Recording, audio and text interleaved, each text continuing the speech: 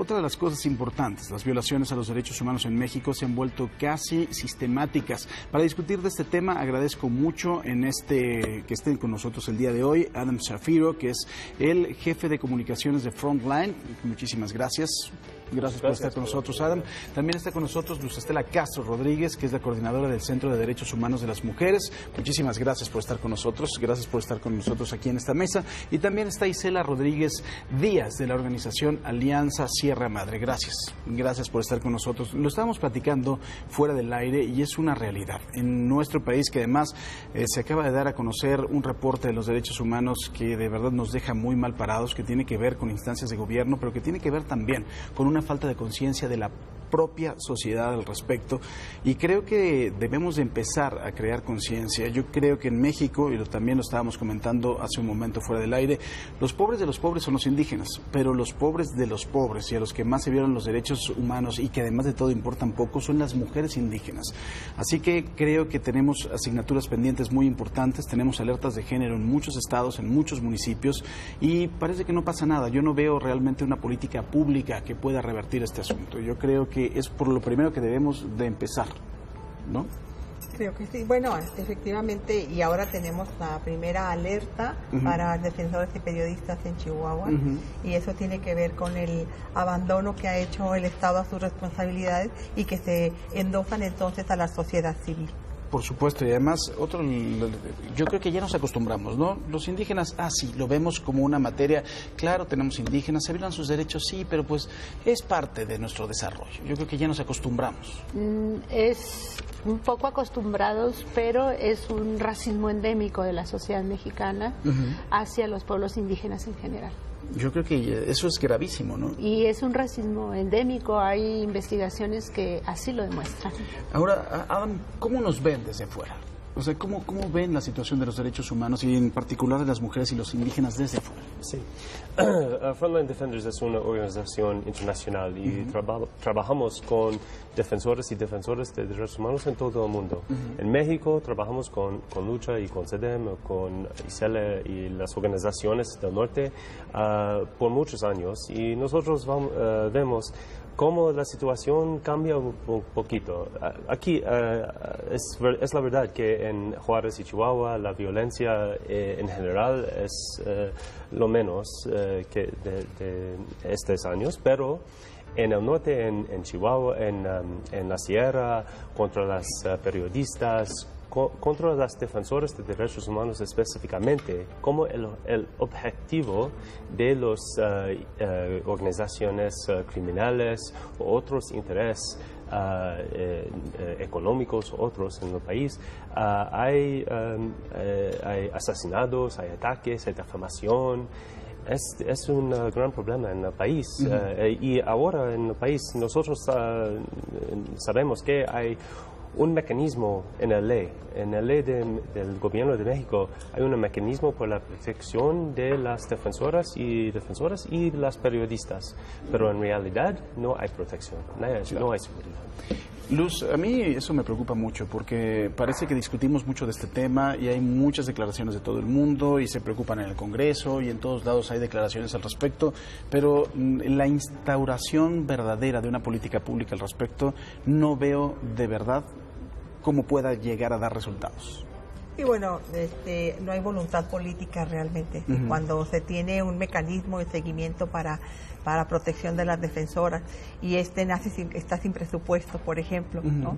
Cuando es todo un negocio y una falacia, es el fracaso del Estado ante el tema de los derechos humanos, que se queda solamente en el discurso, justamente, pero que no baja en la realidad a las personas que están defendiendo los derechos humanos, que se la arriesgan día con día, y muchas de ellas no tienen el nombre, no están en el anonimato, pero están ahí luchando en el día a día, ¿no? Entonces creo que tiene que ver pues con esa política de simulación. Yo vi el día de ayer también que se instaló un sistema anticorrupción, y ahí estamos que en Chihuahua, ¿no? Sí, y ahí estamos sin fiscal, pero ahí estamos en Chihuahua luchando para atrapar a César Duarte, el gobernador corrupto. Pobrecito. Y ahora se reivindica y va a la Comisión Estatal de Derechos Humanos y va políticamente. Eso es un absurdo. Tuvo que sacar sus vaquitas y sus caballos del rancho. No, y no sabe lo que tiene y a quién le dio dinero. Cínico y feliz, ¿no? Totalmente.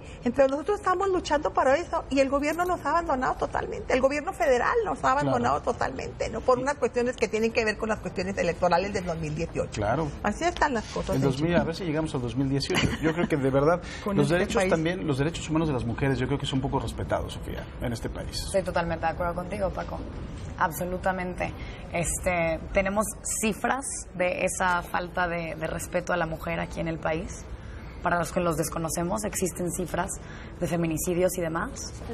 ¿Las tenemos, las estadísticas? Sí, bueno, recordemos que en Ciudad Juárez, que fue quien las faltó a la fama por el tema de los feminicidios, que entonces hablábamos de las muertas de Juárez. Yo desde hace 20 años estaba en eso, ¿no? Acompañando a las familias.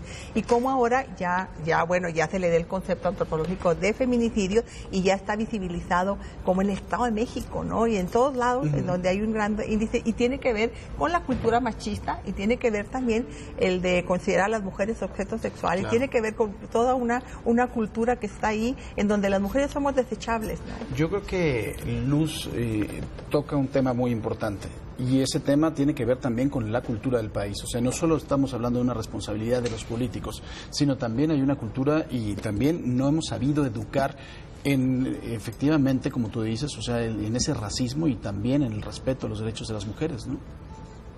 Sí, y el respeto a los derechos de los pueblos indígenas. Los pueblos indígenas como población diferenciada culturalmente al resto de la sociedad nacional tienen derechos propios como colectividades y como individuos. Y estos derechos están reconocidos en el ámbito internacional y son parte de los derechos de nuestro país porque los firmó y los ratificó el Estado mexicano. Esto no se traduce para que a partir de esa legislación se haga política pública para los indígenas, hombres y mujeres.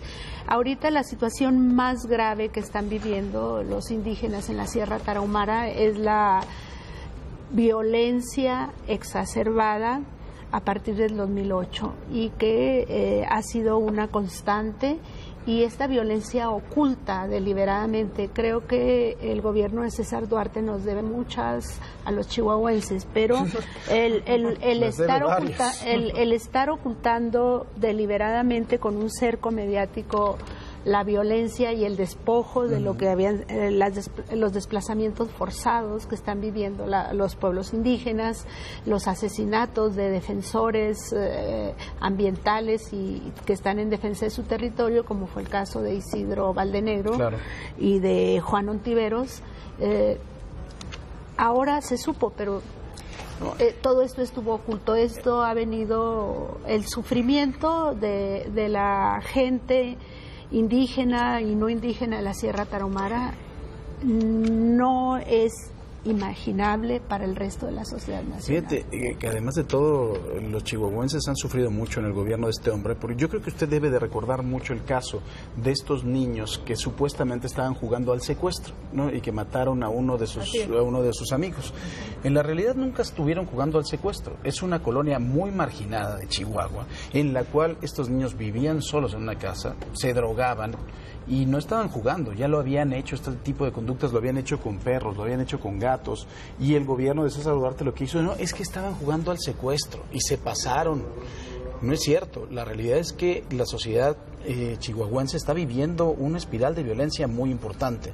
Ahora, Adam, otra de las cosas, hay veces que escuchamos los mecanismos internacionales, la Corte Interamericana de Derechos Humanos, y la vemos como un rayo de luz que va a venir a salvarnos, pero no vemos realmente que haya una presión real. O sea, las declaraciones no van a venir a modificar la situación de los derechos humanos en México, Adam. Sí, es un problema. Y si quieres hablar en inglés, siéntate. No, me gusta. Me facilitan a mí la chamba y la participación, que hable tan perfecto español. Es muy mal, pero... No, está muy bien.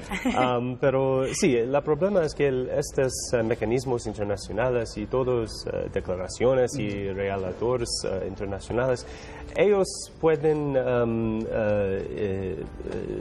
ofrecer una opción por el gobierno considerar cómo cambiar la situación, pero la responsabilidad no está con la comunidad internacional, la responsabilidad con el gobierno mexicano. El gobierno mexicano se acuerda con estas declaraciones de derechos humanos por la seguridad de defensores de derechos humanos, por los pueblos indígenas, por otras cosas. Pero aquí en México y en otros países es un problema más grande de México. Pero el problema significa aquí es la impunidad. La impunidad es muy... 98.5%. Eroda la sociedad en total. Oye, este libro es muy interesante. Este libro que tenemos aquí es un libro muy interesante que además de todo, si usted lo ve, está hecho para que lo entiendan hasta los niños, ¿no? Y es un poquito el viaje que tenemos. Hay veces que hablamos como de derechos humanos y es un término etéreo, ¿no? O sea, no lo podemos aterrizar. Pero yo creo que esto es muy interesante que lo puedan ver. ¿Dónde se puede conseguir este libro? Bueno, este libro se puede conseguir. Hoy vamos a estar presentándolo en la Universidad Iberoamericana y tenemos entendido que en la editorial, que es la que justamente... es Resistencia.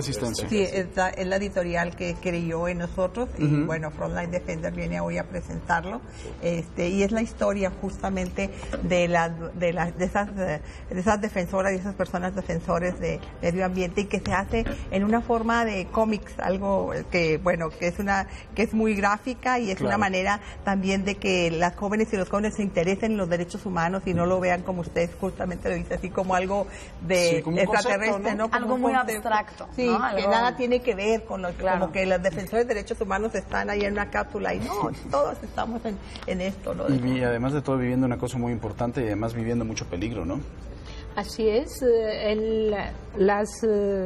en Chihuahua hay una alerta de defensoras y periodistas defensores por los altos índices de hostigamiento y de asesinato.